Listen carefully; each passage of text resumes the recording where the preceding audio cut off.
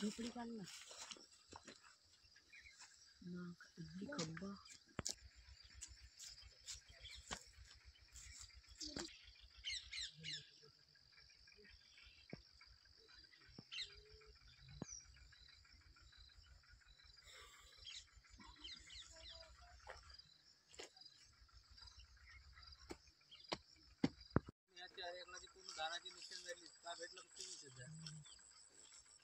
आता जाडी आहे माझी 1,05,000ची. एवढं काही पैसे देणार आहेत कोलगी काहीच नाही. आम्हाला माहित आहे म्हणून त्यांनी आम्ही पॅक करून ठेवून देतो.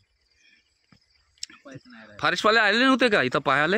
आले, फक्त चौकशी केला फक्त पाहून त्यांनी. पंचनामा नाही बनवला? पंचनामा आता अर्ज करून तेव्हा आता ते आता प्रोसिजर कशी आली आहे तर ते खसरा चढवा म्हणतात. आता जो मोबाईल साठी मी चालवलं मग तिथं बंद चालतं, चालू नाही आहे. पटवाडी म्हणत आहे मी प्रमाणपत्र नाही कारण की याच्या पूर्वी गेल्या वर्षी पटवाडी होता, प्रमाणपत्र लिहून त्यांनी देऊन आता हा नाहीच म्हणते. का करायला मग ते नुकसान नाही झाली तरी मग काहीच नाही मिळू म्हणून त्याने आम्ही ते नोंद बनवायचे भानगडीत करू. कारण की आता तुम्हाला वेळ नाही आहे, नाही तर आतमध्ये घुसवलं असतं. खूपच नासाडी आहे. मग पाहिल्याच ना ह्या एरियामध्ये कोणाच नाही पाऊस होता, एवढी आहे आतमध्ये. म्हणजे आता किती करावं आहे? 4 एकड़ आहे इथं. तुम्हाला हा इथूनच फक्त ही एवढीच शेंग नाही का बरोबर वाटते? मागील वर्षी तुमच्या धानाचे पुंज खाले होते का? धान म्हणजे पूर्ण उभा होता, पूर्ण पाडले, पूर्ण पाडल्यानं पूर्ण हायवेस्टर सारखीच कटाई गेला. पायामध्ये साला कापाल नाही. आता तो परा टाकला आहे तिथून आता सप पाहिले, आता सप कुंडवळ वगैरे सप्पात झाला पूर्ण सत्यानं.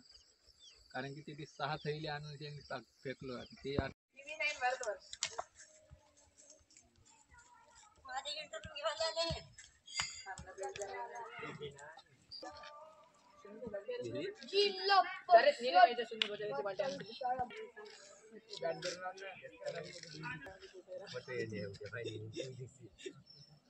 थोड़ा इकडे जे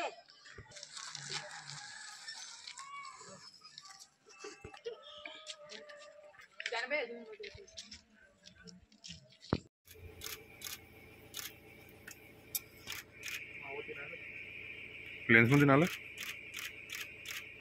हलवते हात उधावणे वाला थोडी गाडी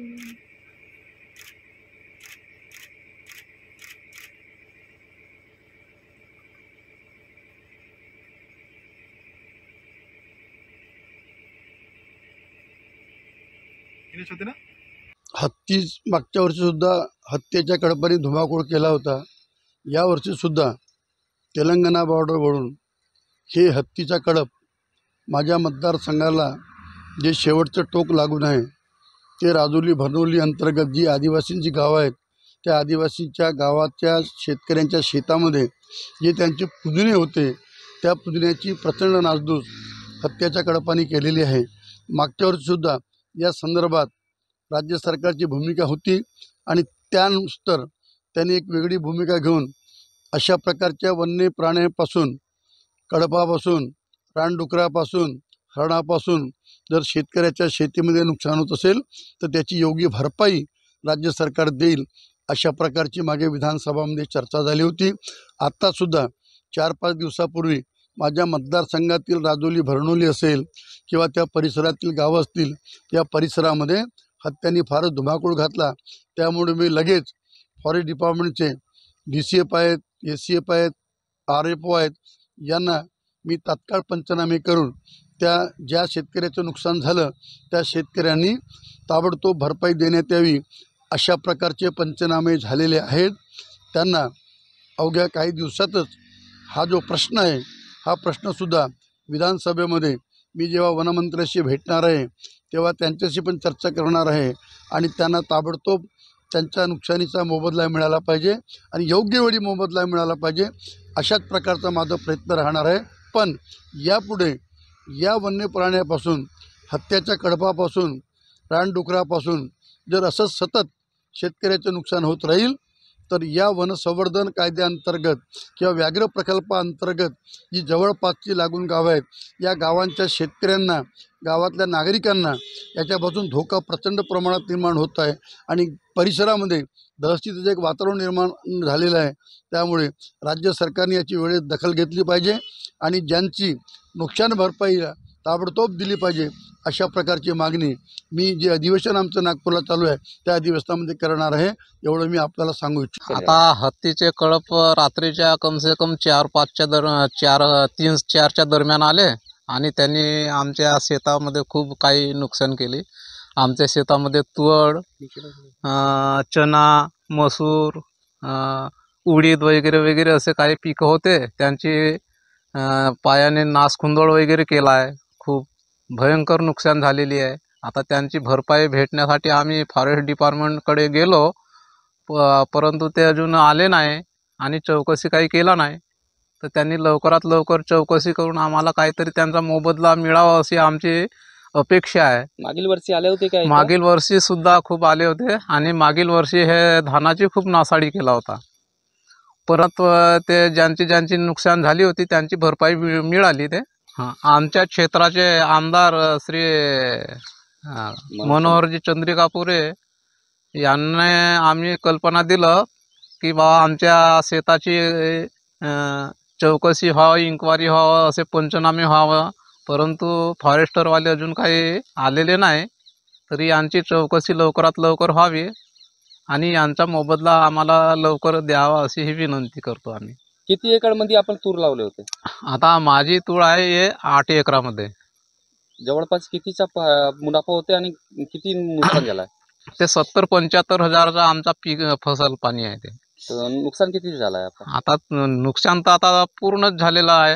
20,000 भेटणार का 30,000 भेटणार आता हे नेमकं सांगता येत नाही. पण आम्हाला काही नाही काही त्यांचा मोबदला भेटावा अशी आमची अपेक्षा आहे. तुडीचे झालं, वटरा, चना, मसूर याची नुकसान झाली 1.5 एकरामध्ये. 10 ते 15 हजारचं नुकसान झालेलं आहे. तरी आम्हाला फॉरेस्टमध्ये गेलो होतो. फॉरेस्ट साहेबाला मी म्हणलो की साहेब आमची नुकसान झाली आहे 1.5 एकराची, तर तुम्ही म्हणला इंकवारीले चला म्हणला. तर फॉरेस्टवाल्याने का म्हणला की थोड्याशाला इंकवारीला नाही येऊ शकू म्हणला त्यानं. तर मग त्यातून मी वापसी आलो घरी.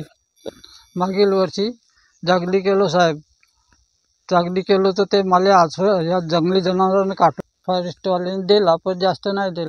मला तोंड फोडलं होतं सर आणि हात मोडला न पायाला जखमी लागले होते. याच्या आधी तुम्हाला उत्पन्नाचा साधन जो आहे शेतामधून किती होत होता? तो 40 ते 45 हजारचा होत आहे सर. तर ह्या वर्षी जे नुकसान भरपाई झाली त्याच्यामुळे तुमच्या कुटुंबावर उपासमारीची पाळी आली आहे. आमच्या कुटुंबावर उपासमारीची पाळी आली आहे सर. आता म्हणजे मुश्किल आहे. लवकरात लवकर पंचनामा करून आमची भरपाई द्यावी. आमच्या क्षेत्राचे आमदार आम्ही त्यांच्याकडे जाणार पूर्ण. आता आम्ही त्यांना सांग आमच्याकडे कसे वागत आहेत. फॉरेस्टमध्ये गेलो, फॉरेस्टवाल्याला म्हणलो आमची भरपाई झाली आहे तिथे तुम्ही चला म्हणलो. तर त्यांना विचारला की किती एकराले, तर मी म्हणलं 1.5 एकराले झाली आहे.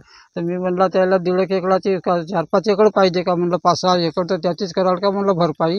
आणि आमची 1.5 एकराची भरपाई कोण करेल म्हणलं. तर ते काय म्हटले? त्यानं म्हणलं नाही येऊ म्हणलं सर. मीच हेच आमदार साहेबाला सांग असे अधिकारी म्हणले फॉरेस्ट.